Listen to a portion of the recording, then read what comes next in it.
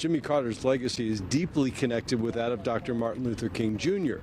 President Carter established Dr. King's birth home and neighborhood as a National Historic Site, and today, of course, it's a national park.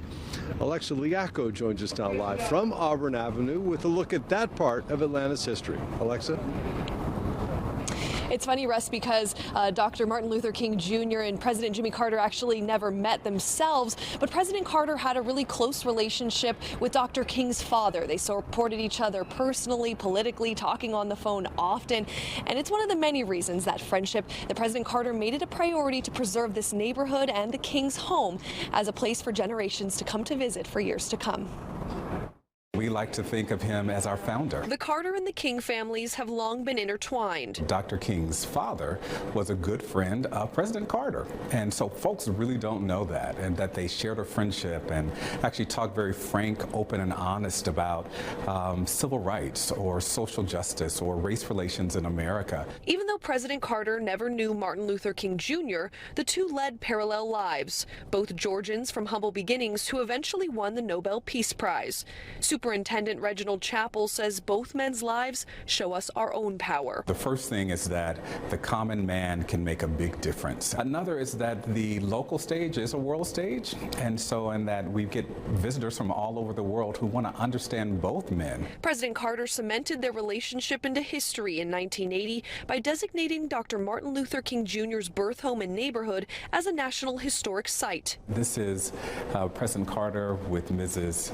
King actually posthumously giving out the Presidential Medal of Freedom. Now his birth home, neighborhood, and church are protected forever as a national park. You can kind of relive his footsteps and see the American dream, where you can actually be a young person, dream of a future life for yourself, and not only impact your country, but impact the world. Visitors recognize the gift President Carter gave Atlanta and our nation. History needs to be passed down from generation to generation. Otherwise, people won't have any idea what happened before, and they're not able to learn from history's mistakes. It just goes to show the efforts that you make from years and years ago will have an impact on generations to come. Chappell hopes as we enter a new year saying goodbye to President Carter, we take lessons from two of our nation's great men. So we're saying, I may not agree with his politics, but I agree with his humanity.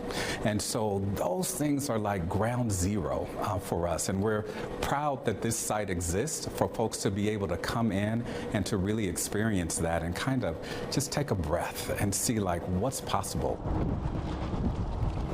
And something else that kept coming up when we spoke to people visiting here today is that they hope that our future presidents and leaders put as much of an emphasis on preserving historical sites and important places like this for years to come. Live in Atlanta, Alexa Liaco, Fox 5 News.